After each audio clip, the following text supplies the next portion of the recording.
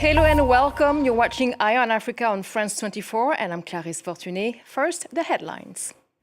Rwanda starts its vaccination campaign against Mpox with 1,000 doses given by Nigeria, while most affected DR Congo will have to wait until October 2nd.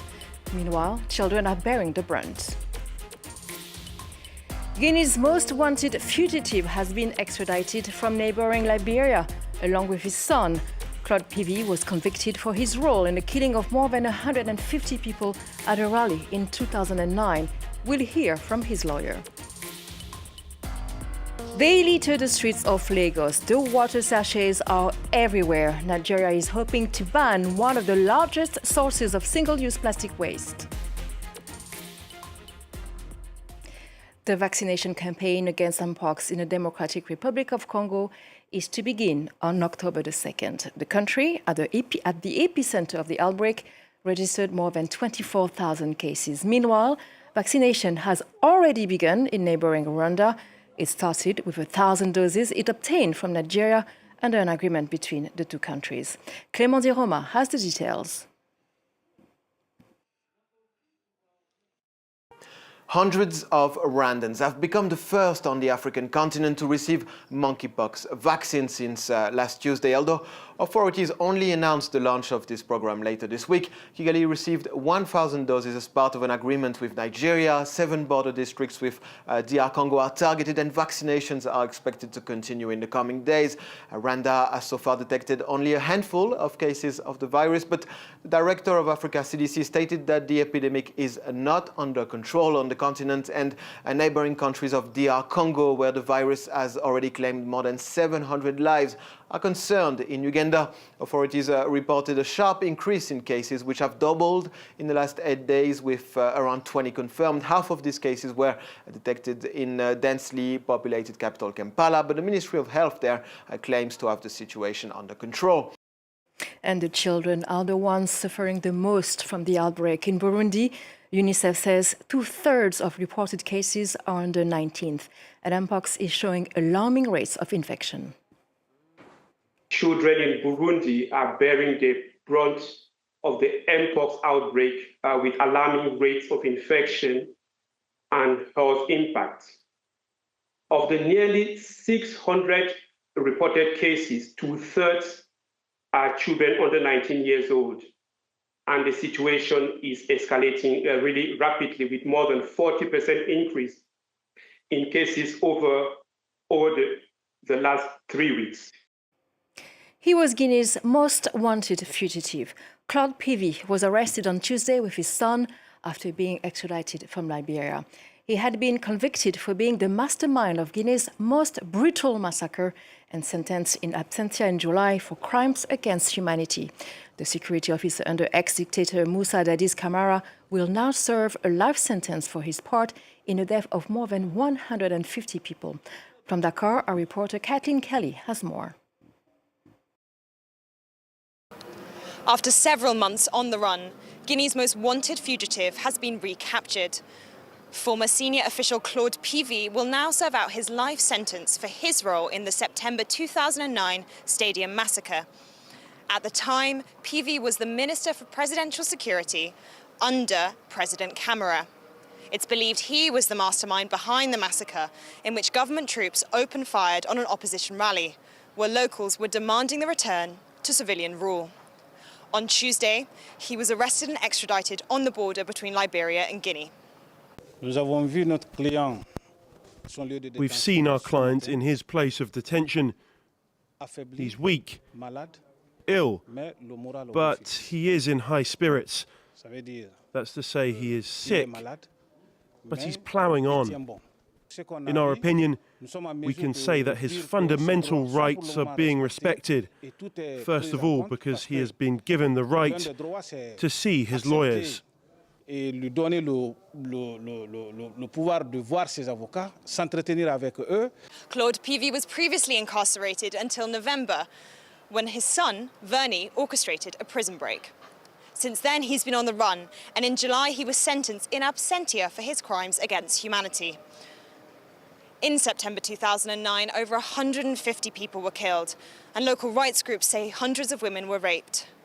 UN Human Rights Chief Volker Turk welcomes the justice and transparency that this will bring for the victims, survivors and their families. PV will have to serve at least 25 years in prison as part of his sentence.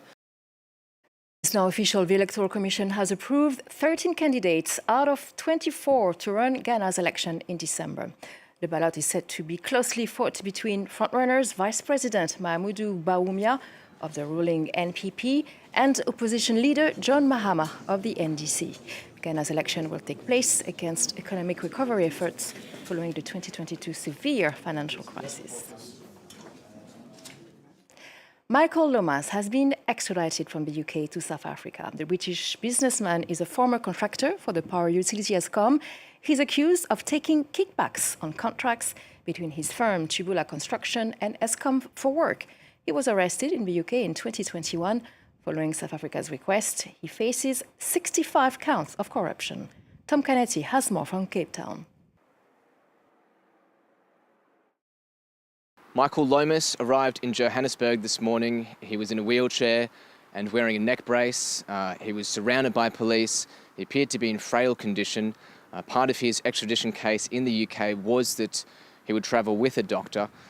Here in South Africa, he faces 65 counts of fraud and corruption, along with 2 other businessmen and 2 Eskom managers. That's for the part that he played in the Kusile power station, which was supposed to alleviate power cuts in South Africa, but due to allegations which he's involved in of money laundering, taking kickbacks, inflating construction costs, the project ended up costing Eskom tens of millions of euros. And just on this question of debt, yesterday at Parliament, the government debated whether or not to front some of the bill that municipalities owe Eskom for not paying for electricity. But one of the major causes of this debt comes from historic corruption over the last couple of decades. That's particularly during the presidency of Jacob Zuma between 2009 and 2018, which is when the Kusile power station project was underway. And this is a period that South Africans look back on and refer to as state capture, due to the widespread corruption between the government and these sort of contractors. Torrential rains across Central and West Africa have unleashed the most catastrophic floods in decades. The waters have killed more than 1,000 people and displaced hundreds of thousands across the region, worsening existing human crises in several countries. In Nigeria, flood alerts have been raised in 11 states, and schools in Niger will start the new academic year almost a month late. Clémence Valère has more. Walking through his rice paddies, Enoch Fatter is worried about the rising water levels. The Nigerian farmer has barely slept, haunted by the devastating floods from 2 years ago, caused by Cameroon releasing water from the Lagdo Dam and the Benue River, which crosses both countries, bursting its banks. Today, Enoch fears a repeat scenario. It's almost covered with water again. So it got me confused again. Because of that, I didn't farm the rice this year the way I did the other time, because I was afraid of losing what I lost the other time, because the loss was huge. Earlier this week, the Cameroon authorities announced the release of water from the Lagdo Dam. In neighboring Nigeria, which is already suffering deadly floods, farmers are worried that the situation could get worse. The destruction of farms by flooding could push up food prices at a time when the country is already facing a serious economic crisis. For this environmentalist, whose house was destroyed by the waters, the government must act. The Senate that has urged President Tinubu to go back and work on the Hausa Dashi Dam to ensure the completion of that dam, so that by now that Cameroon has released water, the Hausa Dashi Dam will be able to serve as shock absorber. Nigeria is prone to flooding, but critics say defective infrastructure and poor planning have worsened the situation. According to the UN, over 4 million people have been affected by flooding so far this year in West Africa, a threefold increase from 2023. And remember the devastating floods in Libya last year. The reconstruction of Derna is ongoing after 4,500 people died. The entire region of Cyrenaica's archaeological site was also damaged. That heritage is now under threat. Reporters Lilia Blaise and Hadith Lili got an exclusive look. Today, this is all that remains of Cairene, one of the largest ever Greek colonies to be discovered in Libya. The archaeological site dates back to the 7th century BCE. It nestles between two mountains and two rivers 100 kilometers away from the city of Derna and was battered by flooding on September 11, 2023. The water flowed everywhere, and especially the two rivers which overflowed and submerged this whole site. To clear the water, we had to create channels by digging the earth. Parts of Cairene were badly damaged, but when the waters receded, new discoveries like a unique drainage system were also revealed. There in that cavity you have a sort of tunnel. It wasn't visible before. We would have never have imagined it was connected to the head of the river. We can't determine the exact date of its creation yet, but it must at least go back to the Hellenistic period. More research is needed. Archaeologists are waiting for funding promised by authorities to come through to further research and restore the site. The rebuilding of Derna itself is a more pressing priority. A quarter of it was wiped out and historic neighborhoods were destroyed. This was the site of the Al-Atiq Mosque, one of the oldest mosques of Derna, and well known for its 40 domes. The loss is particularly hard for Melek, as she had helped to restore the old quarter in 2018 after parts were destroyed by conflict. When you spend enough time in a place, 4 years of restoring it, of course, it's awful when you see it's gone. She still has photos of what was lost. The markets, the Red Square, the Medina, irreplaceable pieces of Derna's cultural heritage that have been washed away. She and others are determined to rebuild what they can. Every year, the world produces around 400 million tons of plastic waste, much of it discarded after just a few minutes of use. Negotiators hope to reach the world's first treaty on plastic pollution this year, but in many countries, single-use plastic remains hugely popular, like in Nigeria, where millions of water sachets are usually thrown out in the street.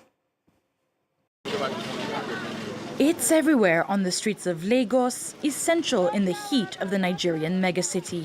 The little sachet of water, a good business for this seller at this market. People who buy plastic water sachet use them to cook, wash themselves or bathe. Some will cook or wash their hands when they're dirty. And for some, it's to drink, because they don't have enough money to buy bottled water. Because they don't have the money to buy the bottled water. It is also an alternative when access to drinking water is limited. 2 half-liter sachets can sell for 50 naira, compared with 250 for a bottle. But as soon as the little plastic bag is emptied, it's thrown away. Since they first appeared in the 1990s, water sachets have become a major pollutant in much of Africa. We have a lot of it, and when there are a lot of it, it starts to clog the drainage and causes flooding and malaria and so many other issues like that for the environment, public health as well. Lagos has officially banned single-use plastic in January, but with little effect so far. The United Nations estimates up to 60 million water sachets are discarded across Nigeria every day. And finally, the images of these cute, tiny flippers in Kenya. Take a look. These baby sea turtles are about to take their first swim on a Mombasa beach. Volunteers were there to assist the babies beginning a perilous journey to the ocean. Because did you know that only a small percentage survive their first days in the ocean? Well, good luck. That's the end of our edition. Thank you for watching Eye on Africa. More news on France 24.